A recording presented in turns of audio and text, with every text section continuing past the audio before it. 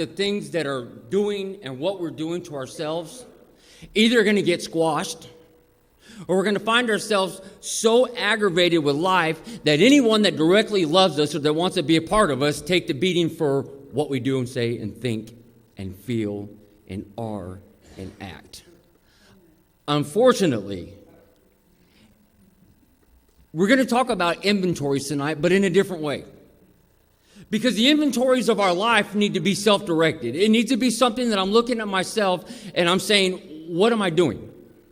Step 10 says that we continuously, daily, actively take inside of an inventory so that we can check out where we're at, because if we do this, then we're going to know what God is directing us to do.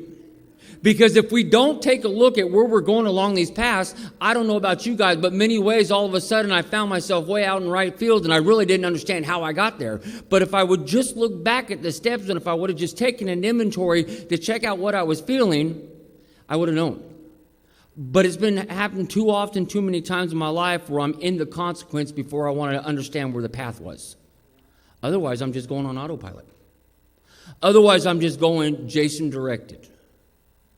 Jason willed, Jason does, Jason says, and then Jason serves the consequence. And everyone pays the price for my consequence.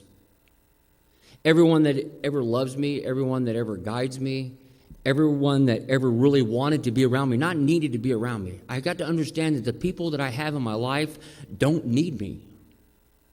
They want me. And that's foreign to me now, because I thought in my mess that they wanted me. I thought they were the ones that wanted me. I was ready to fight and give up everything about my family because they wanted me. But in fact, they didn't want anything to do with me. They needed me. They needed my money. They needed my vehicle. They needed that I had a license, and most of them didn't. They needed me, but not one of them really wanted me. And it wasn't until I was sitting in jail where I understand that God was throwing up a reversal, and he's like, you need to look at what's going on here. Because they're not the ones coming and visiting you. They're not the ones putting money on your books. You know that lady that you told you didn't want anything to do with and to leave you alone? The one that's accepting your calls when she hears the name Jason come across? They don't need you.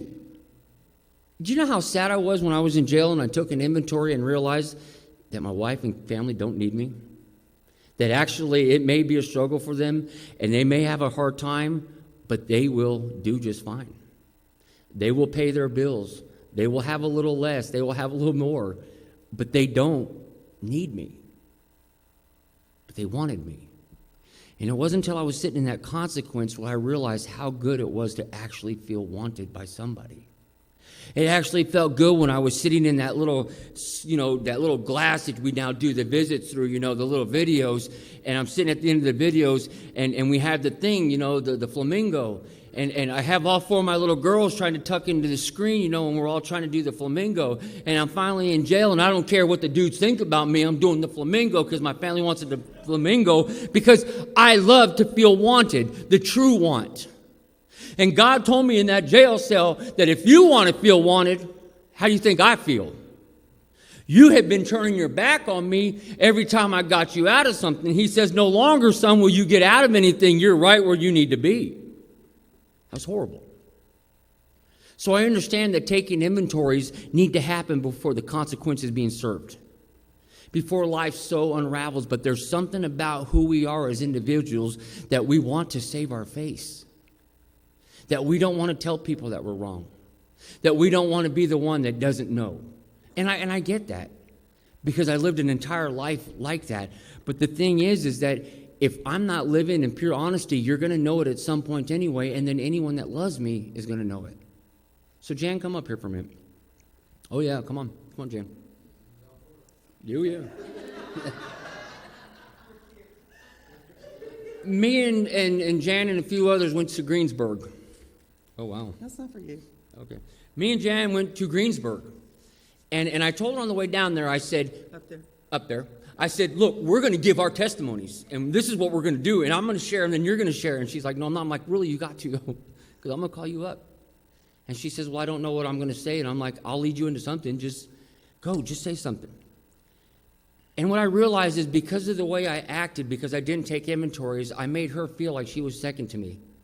I made her feel that I'm the stage presence. She's just the organizer. And I didn't put a lot of value in the things that she had to say, and I didn't ever beef her up to be the real person that she really is, and she outclasses me by far. She's got a far more powerful testimony than I'll ever have, but she didn't know that she had the value because I've always wanted to be up front where you guys see me. I don't want her to be up front. But we put her up on front in Greensburg, and she nailed it. I mean, just drilled, had people crying, had people going. And afterwards, when we get home, we're driving away, and she said, "You were right. This was cool." And I said, "Well, I'm glad you liked it. I didn't get the whole thing, but we got a text message or a Facebook message." And the girl that leads the message or the recovery meeting, she said, she goes, "Look, my husband will not come to celebrate recovery. Has not, will not, did not. But he came tonight. And apparently he is the Jan, the codependent one, the one that was trying to make everything right for her." And she said, he heard your testimony, and then he heard Jan's half about the codependency and what he did, and he realized that he has a part in this. And she said, "I just want to thank you from the bottom of my heart because he went to go get himself a Bible now, and he's going to start reading his Bible." There is power in the testimony in the ones that we've hurt and the ones that we've scarred. And I need you to come up here more by my side and not in front of me, not behind me, not by my side, because you have something. We have something together. And it's powerful. Yes. And so, You're funny. Go ahead. There's the lead off. That was my lead? Okay, that was nothing like what you said. I know. But anyway, that's all right. I didn't need his lead. I had God's. I didn't mean that rudely. No, it's just... As I was praying today, we were praying about the lessons on inventory. And, I don't take a daily inventory. I take an ongoing inventory because I mess up so much that every moment of my life I have to be taking an inventory. So the purpose of the daily inventory for me is to see the exact nature of my wrongs. But it does me no good to see the exact nature of my wrongs if I'm not going to become willing to have God remove them. I can sit and make a list all day long, and I can have you a huge list and roll it down the carpet of everything I do wrong. But if I'm not going to change it, then that list isn't worth the paper it's written on. So, if every day I'm listing that I got angry with the same person over and over, or that I've been talking badly about someone, or that I've been dishonest, and that keeps showing up every single day in my ongoing inventory, then I've just identified a character defect that I need to do something about, and I need to allow God to change. James 1:22 says, "Do not merely listen to the word, and so deceive yourselves. Do what it says." That's real simple. Just do what it says. At least it sounds simple. Our actions have to be consistent with our talk. My kids at school, when we're doing our devotions, I ask them if they see me sitting in a bar but I'm not drinking a drink, would they be okay with that? And they're like, "Well, no, because you're Janet, you're not supposed to be in a bar." I could walk in a bar and I could not have a drink and not hurt myself, not hurt anybody else, so I might think. But if something you do is a stumbling block for someone else, you've hurt them. If something that you do keeps them from wanting to accept Christ as their Savior, wanting to walk the Christian walk, you've hurt them. You can send them to hell by your actions. So, when I was doing my Experiencing God Bible study last week, there was a verse and it said, "I'm the Lord your God who brought you up out of Egypt." To me, that meant he rescued me. Open wide your mouth and I will fill it. He'll provide for my needs. My people would not listen to me. Israel would not submit to me, so I gave them over to their stubborn hearts to follow their own devices. So God does get tired of our disobedience and our intentional and habitual sins. You have to be very proactive in recognizing the intentional sins in your inventory. And by that I mean, if I go out and I have a drink, and I do that tonight because I think that makes me feel better, and then I feel convicted of it, and I tell God, I'm sorry, please, I'm really sorry, but I know that tomorrow night I'm going to go do that same thing again. If you are having sex outside of marriage and you're asking God to forgive you for it on Monday, but you know that you're going to be with that person on Tuesday, that's an intentional habitual sin. No one born of God makes a practice of sinning. For God's seed abides in him, and he cannot keep on sinning because he's been born of God. That's 1 John 3:9. Grace is not a license to sin. Those who sin without remorse, conviction, or change are not reflecting a relationship with Jesus Christ. Even us as saved Christians, we have to choose good over evil. So when you're doing a daily inventory, an ongoing inventory, a weekly inventory, whatever type of inventory you're doing, you need to ask God this simple question about every area of your life. Can God bless that? If you use foul language, or you tell a dirty joke, or you listen to a dirty joke, can God bless that? If you tell a little lie, or you cheat on your taxes, can God bless that? If you're in and out of relationships, can God bless that? If we're gossiping about others, can God bless that? Can God bless the places that we go, people that we spend our time with, the activities that we participate in? And if you think God can't bless that, then run from it as quickly as possible.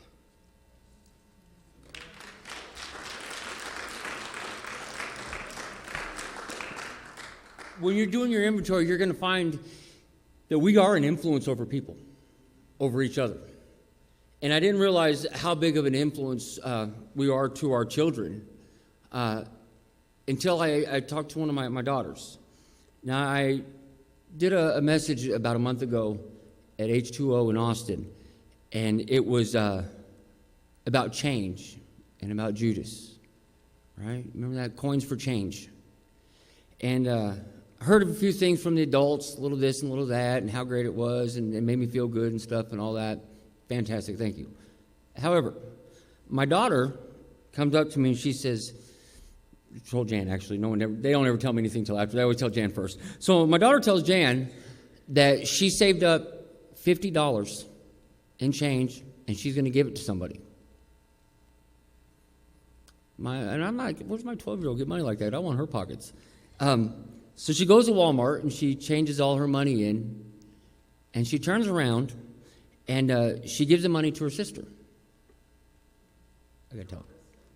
No, to Kelsey.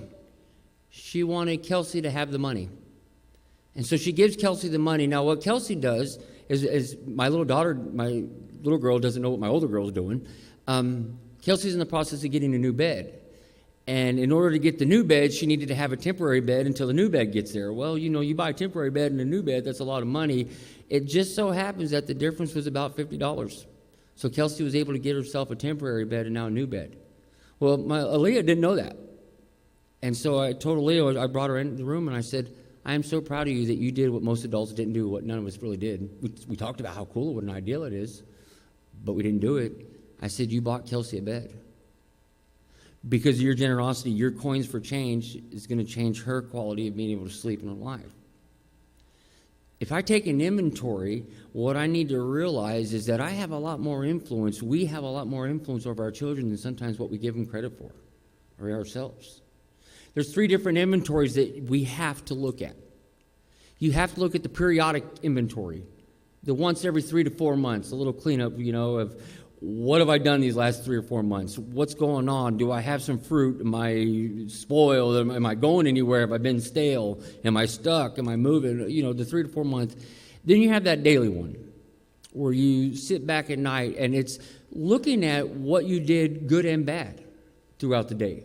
The inventory isn't to make you feel bad about yourself or make you feel joy about yourself. It's just an idea of where you're at and where you're spending time and what you're doing and where you're going. That's what the inventory is about. But what Jan told you that inventory that she's talking about is the most important. The situational inventory. The in the moment, in the circumstance, that little thing that you're about to do that you just go, can God bless that? And we know if he can or not. And some of us go ahead and try to take that walk anyway because we know and we're like, I'll serve the consequence, or maybe God's not looking. I don't know what we do, but we do say some weird stuff when we want to do what we want. So we got to do those inventories. Because what we're going to do when we move on, we're going to move on to the next step, to step 11, where we're going to seek through prayer and meditation to understand our conscious contact with God, knowing what his will for our life is and the power of how we're going to carry that out to others. But if we don't have an inventory and we start seeking the power and we don't understand how to use and we start abusing that power, we can hurt somebody in this program. We are dealing with damaged, fractured people, just like us. And I don't know about you guys, but you give me a little bit of power when I don't really need it or I don't know how to use it, and I'm going to self-destruct. So take the inventories, do the inventories. Find out where you're at and when you're going to get there, because it's okay to check yourself. You want to check yourself before anything else. It's vitally important. And then the last story. I've been really mad today. I found out that I'm just an angry individual. I'm so mad at people. I'm so mad at people for going in and out of it's just dumb, crazy little things. But the Facebook group chat, I'm angry at people because they jump out when they don't want to participate anymore, and they just leave. And then we get 20 different messages asking why they left, and me and Jan's response is, well, go ask them. And then they message us explaining why they left. I get so aggravated when people stop showing up. I get aggravated at my house. I get aggravated. And I found out when I take the inventory, if I'm mad at one or two people, it probably might be those one or two people. But if I'm mad at 25, 30 different people, they may no longer be the problem. It's me. There's something in my life that I'm still angry about with me. And so until I do that inventory, until I really take a look at myself, I'm risking two things. I'm risking losing everything that God has given me back, or I'm risking staying stale and never moving and advancing anywhere else. God has a plan for me, and I do not want to mess that up with my anger. Now, I'm not that one that punches walls anymore or kicks things. You don't have to know that feeling when it hits you, where you're so sickened in the world where you don't even want to answer your phone, or you come to celebrate with the recovery with the attitude of, I don't care what happens tonight. I don't care if we have a meeting. I don't care if they talk or don't talk, sit or sing. And that's not where God is trying to use me. He's not trying to use anybody, but I realize that I have the influence to squash something so beautiful that God has for me and for all of us. But we all have that somewhere in our lives. And I don't know about you guys, but I think of the Holy Spirit like a water hose, and he's flowing through it, or it's flowing through it, or the Spirit's flowing through it. And I have that ability to step on that hose and completely cut it off. And it goes nowhere. Or I have the ability to hold that hose and feel that force and that power and feel that in my life. I am my own worst enemy. And until I do a really good inventory, I'm going to continue to be my worst enemy. And I know that God can't bless that. And even if it's justifiable, rational, generalizable, or any of those isables, it doesn't mean that it's any good. Because if it ain't love and it ain't God, it ain't right. And now either I'm working on one or two things. I'm working on my relationship with God, or I'm working on my next hit. Because I know the dope man misses me. I don't miss him. I don't miss him. And so we're gonna take a break, and then we'll come back and do small groups.